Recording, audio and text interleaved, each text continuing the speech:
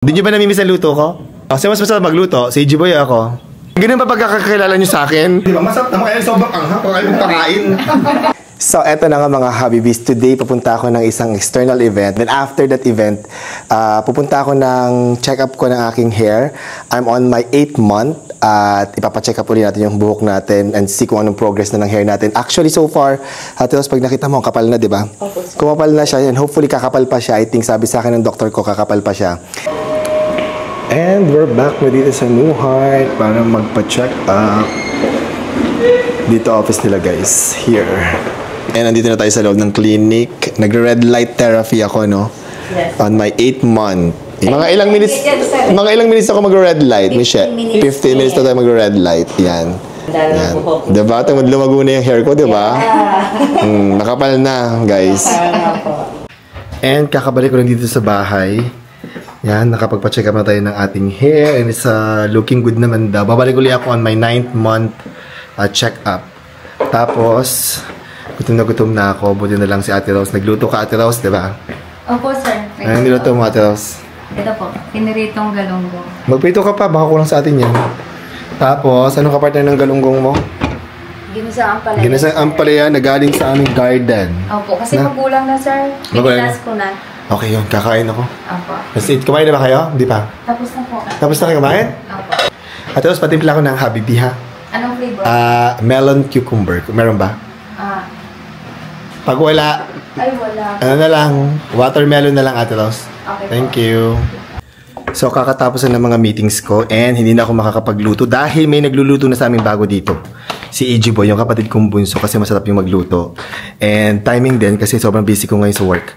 Kaya may tagapagluto na kami. Ate Rose, Lindy, si Ijiboy? May binili lang po sa labas, sir. Ano binili? Mga panangka po sa iluluto niya. O, diba siya na nagluluto dito sa bahay? Ate Rose, hindi na ako nagluluto. Di nyo ba namimiss ang luto ko? Namimiss po, sir. Namimiss na po. Eme kayo, in-eme nyo ako. Opo, totoo po yun. Ito, kasi mas masarap magluto. Si Ijiboy ako. Sa inyo po. Ay, sa akin mas masarap? Totoo? Walang eme at usin na dahil kaharap mo ako. Walang eme po. Mas masarap sa akin. Pero masarap din sa kanya. Masarap po. Masarap. Lindy, mas masarap sa akin o kay Ijiboy? Sa inyo po, sir. Ha?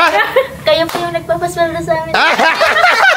Hindi nga, ayaw ko nga na ganun sagot. Joke lang po. Gusto ko nga sagot ay totoo. Hindi nga sasakit ang loob ko. Natakot, joke lang. Okay lang, wag kayong matakot. Pag sinabi... Baka po isweldo namin. Hindi! Bago ko tatanggal. Ganun ba pagkakakilala nyo sa akin? Hindi po. Oh, pala eh.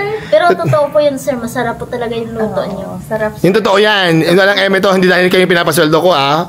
Totoo po yun, sir. Totoo po. Oh? Hindi, baka naman hindi nyo pa natitikman yung kanyang specialty. Pag natikman nyo na, mukhang nandiyan na, ingay ni Bella. Andiyan naman. Ay, nako, ang ingay, nandiyan na. Saan kayo galing? Namili po. Namili nyo? Si Adonis Padilla. Sino si Adonis Padilla? Ano binili nyo? Si Adonis Padilla. Ano lulutuin nyo? Seafoods. Ano seafood lulutuin mo? Cajun? Seafood? Hindi. Ano? lang? Buttered garlic. Buttered garlic? Ay, sarap. Sino mas masarap magluto, Lindy? Sa amin ni Ijiboy. Yung ano natikman nuluto ni Ijiboy? Tinola at Bicol Express, di ba? Naluto ko na rin yun dati. Sino mas masarap ang luto? Sa akin o kay Ijiboy? Ala, Ate Rose, ikaw naman. Ikaw, Ate Rose. Natatakot si Lindy eh. Huwag kang matakot. Masarap naman po. Masarap po yun sa inyo, sir. Hindi, sa tinola, mas masarap. Okay lang kahit sino sa amin, ah. Yung luto po natin mas masarap. Na tinola? Di ba? Yung Sa kay inyo sir. po, sir, masarap. Tinola? Okay, sir. Yung tinola ko? Totoo yan, walang eme? Ay, sa ano, Bicol Express. Sino? Ang pinagkaiba lang po kasi sa kanya, masabaw. Masabaw. Pero ano mas masarap? Ano mas gusto mo? Personal, ikaw. Personal choice mo. Anong gusto mo? Yung sa inyo po, masarap. Yung Bicol Express ko rin? O ikaw, Lindy? Sa inyo po. Pareho, narinig mo, Ijiboy, walang bias yun. Okay lang yun. Masarap din yun sa'yo, pero mas masarap yun sa akin. Takot lang matanggal siya. Itong lulutuin ni Ate Rose at Chani. Itong lulutuin ni Ijiboy ngayon, hindi ko pa ito naluto. Okay. Kaya walang comparison yung lulutuin mo. Magluluto si Ijiboy ng... Ano? Buttered garlic mixed seafood. Spicy. Spicy daw. Naku, ipaghihiwalay mo na naman si Raynon. At si Lindy. Pag-enjoy na naman ako ni Uncle. Oo nga, yung uncle mo. na naman ako dyan. So pinatay namin yung ilaw kasi daming gamo-gamo sa labas. Nakakaloka, pumapasok sa loob ng bahay. Ijiboy, tapos ka na magluto? Ha? Tapos na? Hindi po. Ang niluluto ni Ijiboy ay... Tingin? Mixed seafood. So meron siyang tahong, shrimp, pusit. And meron siyang, ano yan? Mais. Gutom na kami. Kakain na tayo. Tikman ko nga yan kung masarap ang luto ni EG Boy. Mahusgahan. Kung masarap. Hindi pa ako nakapagluto ng ganyan dito, di ba? Hindi. Di ba po? First time. Tikman ko. Tikman natin. Malalaman natin kung anong lasa ng luto ni EG Boy. Let's see. And I'll try the pusit first. Sarap ng nakamay eh. Spicy. Wow, ang anghang. Favorite nila hindi. Subang anghang. Po yan. Masarap. It's really sweet and spicy. So yung parang mas nangyayari pa po ang spicy. Sobra. With buttery and garlic. Pero kami ni Ate Rose, gustong-gusto namin yan. Sarap. Pasado naman subak anghang. Ano Ate Julie? Subak anghang ngayon. Hindi ba kaya? Bawal pa naman sa akin na maanghang ngayon. Buwan chan ko. Sarap yung maanghang.